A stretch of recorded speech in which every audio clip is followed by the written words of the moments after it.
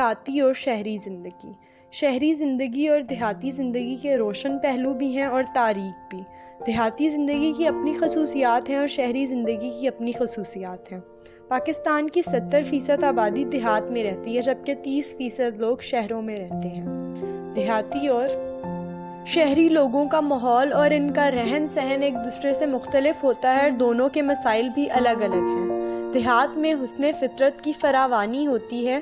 فطرت کو اپنی اصلی روپ میں دیکھنا ہو تو گاؤں سے بہتر کوئی اور جگہ نہیں۔ انگریزی کا ایک مقولہ ہے کہ دیہات خدا نے بنائے اور شہر انسان نے۔ خاص طور پر دیہات کے صبح و شام کے مناظر قابل دید ہیں۔ صبح کا منظر دل فریب ہوتا ہے، مگر شام کا منظر بھی اپنے اندر کچھ کم کشش نہیں رکھتا۔ یہ مناظر اس قدر دل فریب ہوتے ہیں کہ انسان دیکھتا ہی چلا جائے۔ ہے دیکھنے کی چیز اسے بار بار دیکھ۔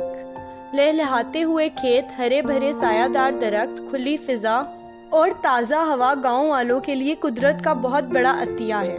بقول احسان دانش، واہ رے دیہات کے سادہ تمدن کی بہار، سادگی میں بھی ہے کیا کیا تیرا دامن زرنگار۔ شہر کا ماحول دیہات کی طرح پرسکون نہیں ہوتا۔ یہاں کی ہوا ٹریفک کے شور سے بوجھل اور کارخانوں کے دھوؤں سے کثیف رہتی ہے۔ کارخانوں، فیکٹریوں، ٹریفک اور شور و غل کی وجہ سے شہریوں کو سکون کے لمحات کم ہی میسر آتے ہیں اور وہ دلجمی کے ساتھ کام نہیں کر پاتے۔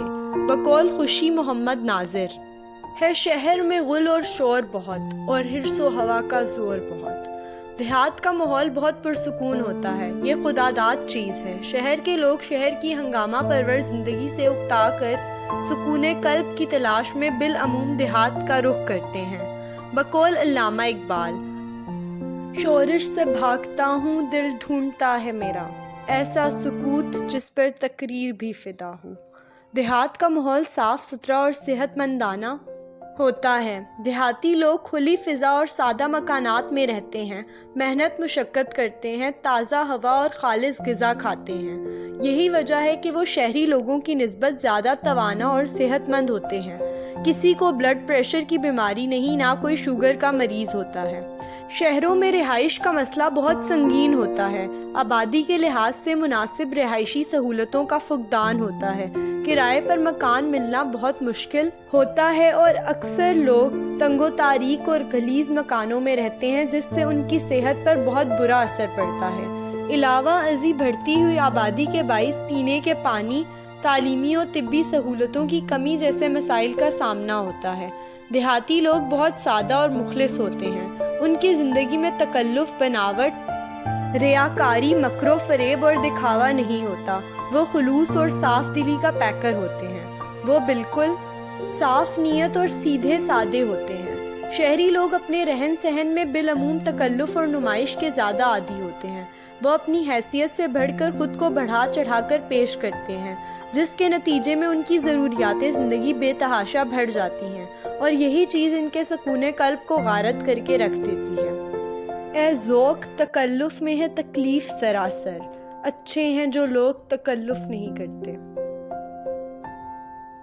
دیہاتی لوگ قناعت پسند ہوتے ہیں۔ وہ طمع، لالچ اور حرص و ہوس سے دور ہوتے ہیں۔ وہ اپنی قسمت پر صابر و شاکر رہتے ہیں اور اسی لیے اطمینان کی زندگی بسر کرتے ہیں۔ گاؤں کے لوگ اخوت و محبت کے نمونے ہوتے ہیں۔ وہ ایک دوسرے سے دلی محبت کرتے ہیں اور ایک دوسرے کے دکھ درد میں برابر شریک ہوتے ہیں۔ پورا گاؤں گویا ایک خاندان ہوتا ہے۔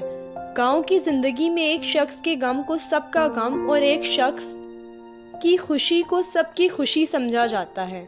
گاؤں کے لوگ بہت ملنسار اور مہمان نواز ہوتے ہیں۔ جب ان کے ہاں کوئی مہمان آتا ہے تو بے حد خوشی کا اظہار کرتے ہیں اور اپنی بساط سے بڑھ کر اس کی خاطر مدارت کرتے ہیں۔ شہروں کی زندگی مشینی قسم کی ہوتی ہے۔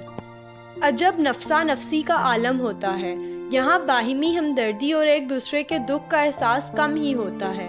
فراغت اور مل بیٹھنے کا موقع کم ہی ملتا ہے۔ ہر شخص مشین کے پرزے کی طرح رواں دواں نظر آتا ہے۔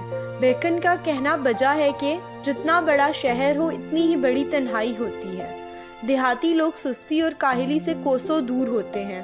وہ سخت محنت اور مشقت کرنے کے عادی ہوتے ہیں، چنانچہ کسان کی زندگی ضرب المثل ہے۔ وہ محنت و مشقت سے اناج اگاتے ہیں اور وہی اناج دنیا کی خوراک بنتا ہے۔ بقول مولانا حالی، وہ تھکتے ہیں اور چین پاتی ہے دنیا، کماتے ہیں وہ اور کھاتی ہے دنیا۔ دیہاتی زندگی کا سب سے تاریکی پہلو جہالت ہے، جو ایک بہت بڑی لعنت ہے۔ دیہاتی لوگ علم کی روشنی اور اس کی برکتوں سے محروم ہوتے ہیں، اور یہی ان کی سب سے بڑی محرومی ہے۔ جب تک ہمارے دیہات میں تعلیم کو فروغ حاصل نہیں ہوتا، ہم دیہی ترقی و خوشحالی کا خواب نہیں دیکھ سکتے۔ شہروں میں تعلیمی سہولتیں عام ہوتی ہیں، شہری لوگ تعلیم یافتہ ہوتے ہیں اور انہیں اپنے بچوں کو بہتر سے بہتر تعلیم دلانے کے مواقع میسر ہوتے ہیں۔ علاوہ ازیں شہروں میں علم کا چرچا ہوتا ہے اور ہر شخص علم و فن سے مستفید ہو سکتا ہے۔ دیہات کے لوگ بالعموم لکیر کے فقیر ہوتے ہیں، رسم و رواج کی ناجائز حد تک پابندی کرتے ہیں، اپنے خون پسینے کی کمائی شادی بیاہ کی فضول رسموں میں برباد کرتے ہیں اور اس طرح روپے پیسے کے ساتھ ساتھ اپنا قیمتی وقت بھی ضائع کرتے ہیں۔ دیہات کے لوگ بالعموم محتسب اور تنگ نظر ہوتے ہیں، ان میں فراخ دلی اور وسعت نظری کا فقدان ہوتا ہے۔ قدامت پسندی کی وجہ سے ان کے خیالات، نظریات اور عقائد واضح نہیں ہوتے، بلکہ ان میں ہٹ دھرمی اور الجھاؤ کا عمل دخل ہوتا ہے۔ دیہات میں اگر کوئی شخص بیمار پڑ جائے تو اسے کسی قسم کی طبی سہولت میسر نہیں آتی۔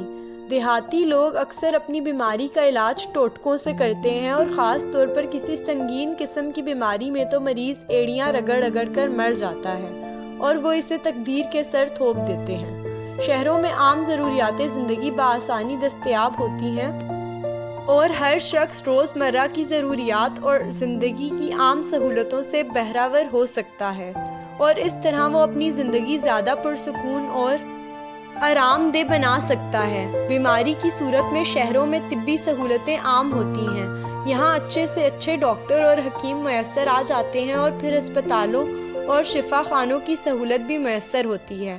آج کل چونکہ بیماریاں عام ہو گئی ہیں، اس لیے شہروں میں ان کے علاج معالجے کے لیے مواقع بھی عام ہیں۔ ملازمت اور کاروبار کے مواقع بھی زیادہ تر شہروں ہی میں ملتے ہیں، اس طرح یہاں روزگار کا مسئلہ بہتر طور پر حل ہو سکتا ہے۔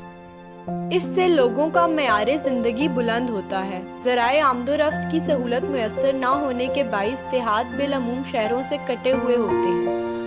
انہیں اپنا غلہ شہر کی منڈیوں میں پہنچانے کے لیے سخت دقت کا سامنا کرنا پڑتا ہے، اور دیگر ضروریات کے سلسلے میں بھی سخت دقت اٹھانی پڑتی ہے۔ نتیجتاً وہ ترقی کی دوڑ میں پیچھے رہتے ہیں۔ شہروں میں بہتر ذرائع آمد و رفت میسر ہوتے ہیں، اس لیے لوگوں کو آمد و رفت کے لیے دقت کا سامنا نہیں کرنا پڑتا اور کاروباری زندگی میں آسانی پیدا ہو جاتی ہے۔ اکثر دیہات پولیس اور قانون نافذ کرنے والے اداروں سے دور ہوتے ہیں، اس لیے جان و مال اور آبرو کی حفاظت کے سلسلے میں دیہاتوں کو بڑی مشکلات کا سامنا کرنا پڑتا ہے۔ چنانچہ دیہات میں آئے دن مختلف قسم کی وارداتیں ہوتی رہتی ہیں۔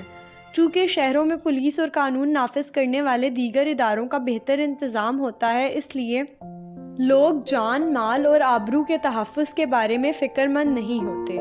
شہروں میں کارخانے، فیکٹریاں اور دیگر صنعتی و فنی ادارے عام ہوتے ہیں۔ شہر کے لوگ ان کارخانوں اور اداروں میں کام کرتے ہیں، اور اس طرح ملک صنعتی لحاظ سے ترقی کرتا ہے اور ملک کی فی کس آمدنی میں اضافہ ہوتا ہے۔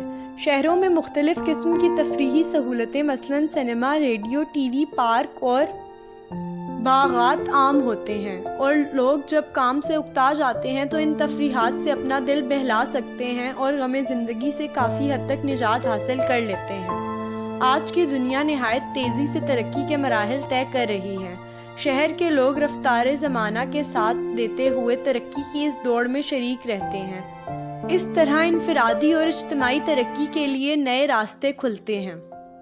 الغرض دیہاتی اور شہری زندگی کی اپنی اپنی خصوصیات ہیں، ہر ایک کے روشن پہلو بھی ہیں اور تاریک بھی۔ ضرورت اس بات کی ہے کہ دیہی ترقی کی طرف توجہ دی جائے اور شہری زندگی کے مسائل بھی حل کیے جائیں، تاکہ ہمارے دیہات اور شہر دونوں مل کر ملک و قوم کی ترقی و خوشحالی کا باعث بن سکیں۔ شہر ہوں یا دیہات، ان دونوں کے ملنے سے کسی ملک کا قومی معاشرہ وجود میں آتا ہے۔